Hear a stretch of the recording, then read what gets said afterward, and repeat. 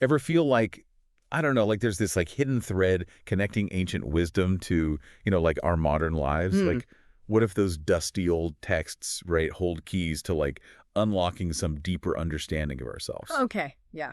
And that's exactly what we're diving into today with W.J. Colville's Ancient Mysteries and Modern Revelations. Okay.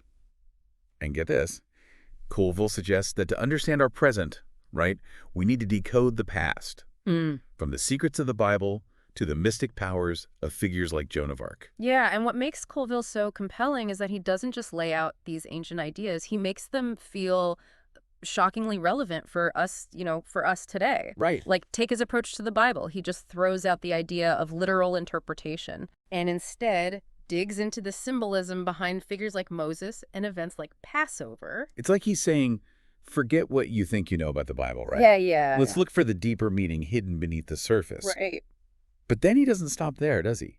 He goes from the Bible to these almost like mythical figures, right? Pythagoras, the guy who basically invented geometry as we know it, Yeah. and Apollonius of Tyana, who was said to have incredible healing powers. Right. It's like stepping into a time machine, Yeah. meeting these legendary figures, face to face. And this is where Colville's brilliance shines through, I think. He takes these figures who are often like shrouded in myth and legend and tries to ground them in a reality, we can understand. Right. For example, he describes how Pythagoras believed that numbers were the key to understanding the universe's hidden structure, right? Mm-hmm.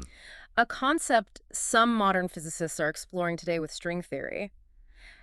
It's like Colville is drawing these direct lines across centuries, showing how ancient wisdom can illuminate like cutting-edge scientific thought. Okay, that's mind-blowing. Yeah.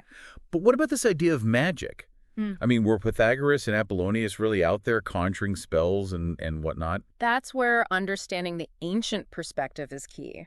Colville points out that magic in those times wasn't about pulling rabbits out of hats. Yeah. It was about understanding and harnessing natural laws that most people weren't even aware of. He gives this incredible account from Apollonius's life, where Apollonius supposedly calmed a plague by convincing the townspeople to stone a beggar. Oh, wow. Who turned out to be a demon in disguise. Wait, hold on. A demon in disguise. Right? I need to hear more about this. It sounds like something out of a movie. But Colville uses this story to illustrate how people in ancient times viewed the interconnectedness of the physical and spiritual realms. They believed unseen forces directly impacted their world. Right.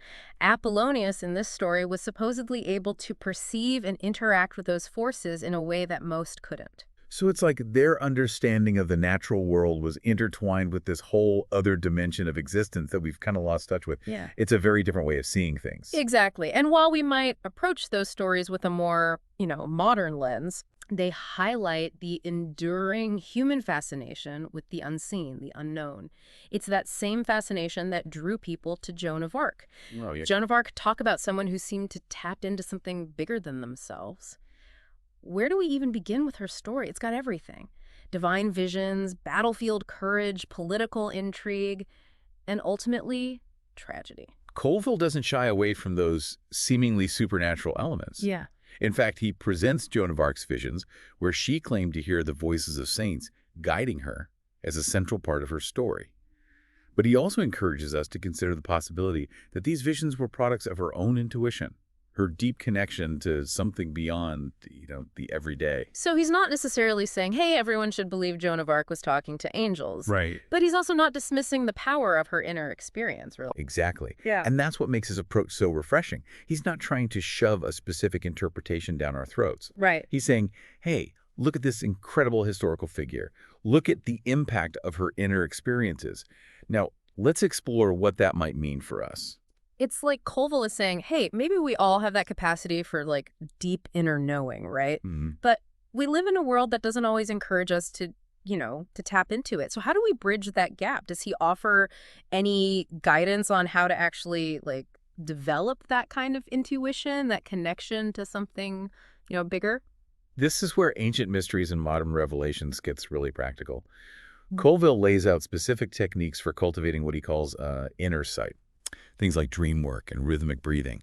He talks about how ancient mystery schools, like the Pythagoreans, had these initiations and practices, right, designed to help people develop their, spiritual senses. Okay, hold on. Dream work and ancient mystery schools.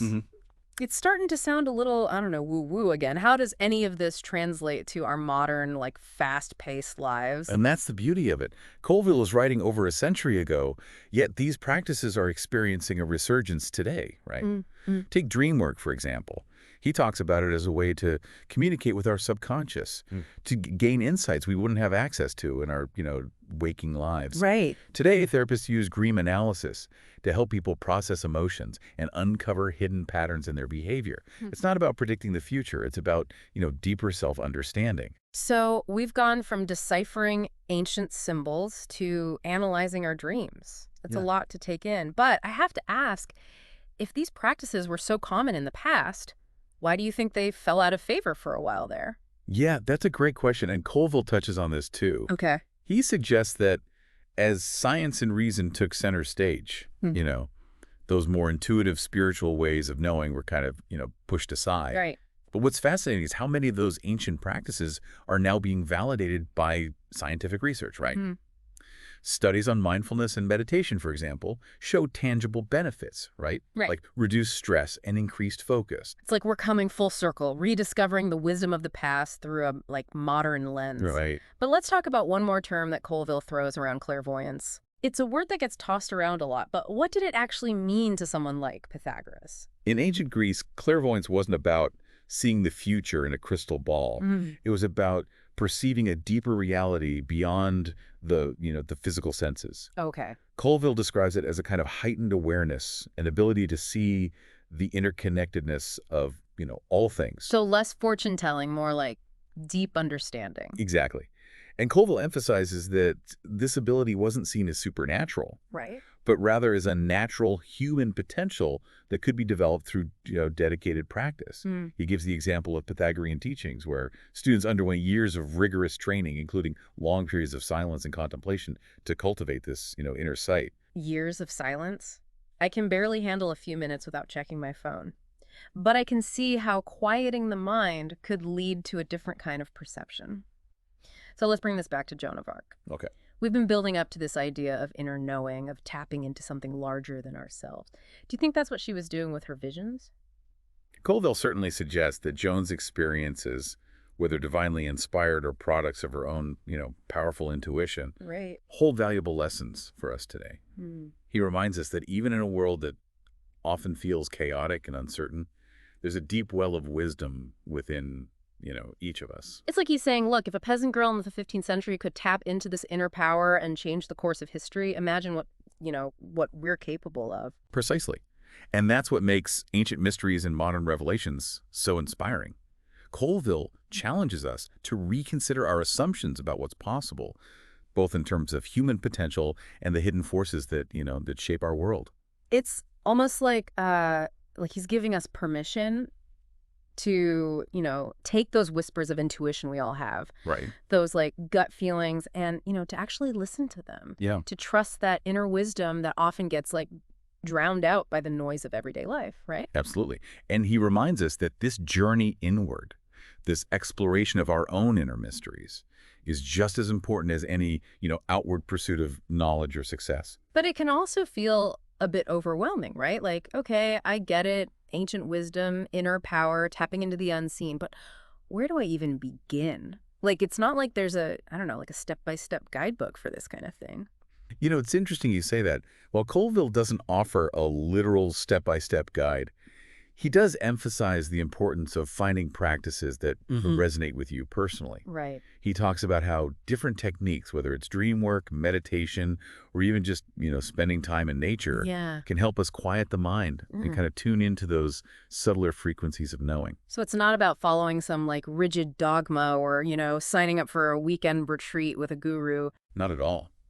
Colville encourages us to be discerning, to explore different paths and find what works best for us, as individuals. He even suggests experimenting with those practices from ancient traditions that we've been discussing. You're right. Adapting them to our, modern context. So it's about taking these ancient tools and using them to navigate our modern lives, our modern problems. Exactly. It's about bridging that gap between the wisdom of the past and the challenges of, of the present. That's a really powerful idea. It's like we're all part of this like ongoing conversation across time, right?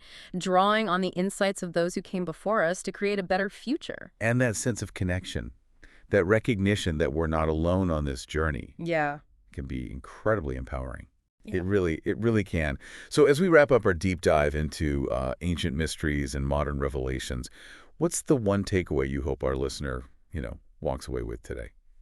I think it goes back to what we were saying earlier, Hmm. embrace the mystery. Be open to the possibility that there's more to life than meets the eye. Hmm. And remember, the most profound discoveries often begin with a journey inward.